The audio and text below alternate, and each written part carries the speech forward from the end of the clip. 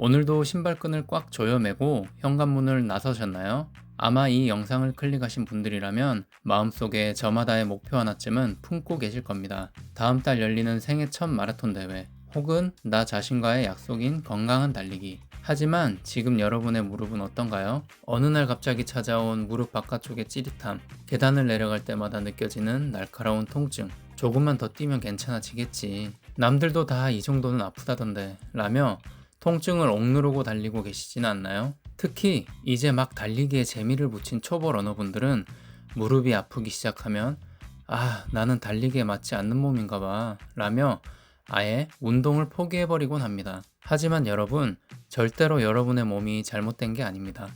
단지 우리가 우리 몸과 대화하는 방법을 아직 배우지 못했을 뿐입니다. 오늘 이 영상은 24년 경력의 선수가 왜 무릎 앞에 무릎을 꿇어야 했는지, 그리고 어떻게 다시 일어서고 있는지에 대한 아주 솔직한 기록입니다. 지난 2월 15일 설 연휴를 앞둔 일요일이었습니다.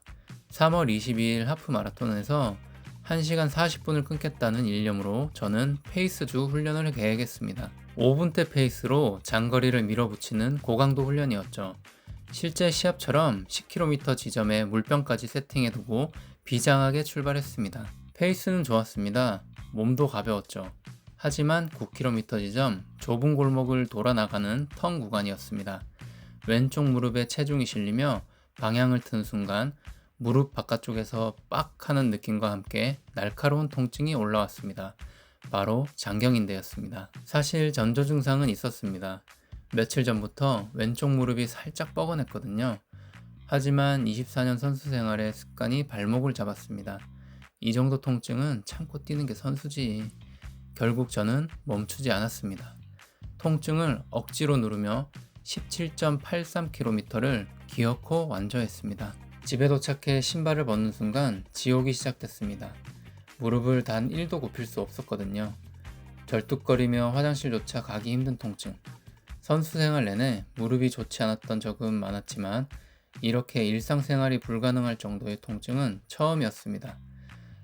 이번 대회는 끝났구나 하는 절망감이 엄습했습니다. 부상 직후 저는 즉시 응급처치에 들어갔습니다. 하루 2번 철저한 아이싱, 그리고 소염 진통제 복용. 다행히 3일 만에 통증은 사라졌고 2월 21일 오늘 저는 다시 걸을 수 있게 되었습니다. 하지만 저는 알고 있습니다. 통증이 사라진 것이지 부상이 나은 것이 아니라는 것을요. 대한민국 마라톤의 전설 이봉주 선수는 말합니다. 마라톤은 정직한 운동이다. 몸이 보내는 작은 신호가 가장 큰 스승이다라고요. 통증이 왔을 때 멈추는 것은 포기가 아니라 더 멀리 가기 위한 전략적 후퇴입니다. 또한 지영준 코치는 부상 예방을 위해 보강 운동의 중요성을 끊임없이 강조합니다. 저의 부상 원인은 명확했습니다. 왼쪽 다리의 근육량이 오른쪽보다 부족한 상태에서 5분대라는 고강도 페이스로 장거리를 밀어붙였기 때문입니다. 특히 좁은 턴 구간에서 인대가 받는 마찰력을 근육이 잡아주지 못한 것이죠. 초보 러너분들, 그리고 부상 겪고 계신 분들, 무릎 통증을 예방하려면 다음 3가지를 반드시 기억해야 합니다. 첫 번째, 중둔근과 햄스트링 강화.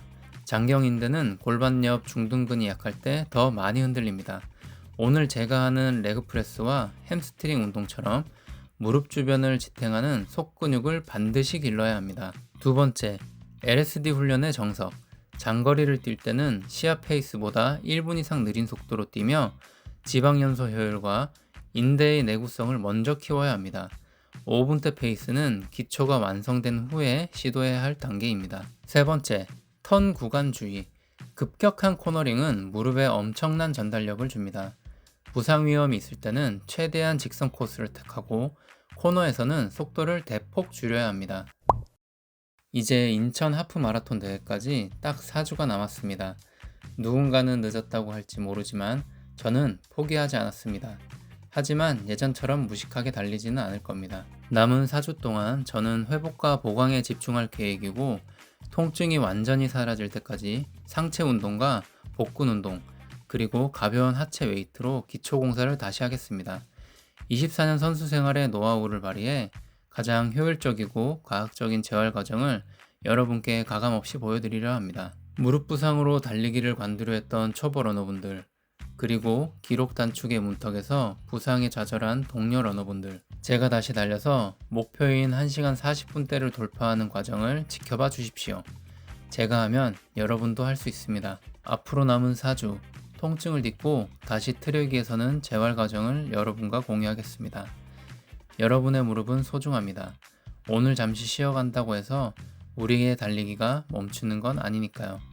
부상 없이 오래도록 즐겁게 달리시길 진심으로 응원합니다.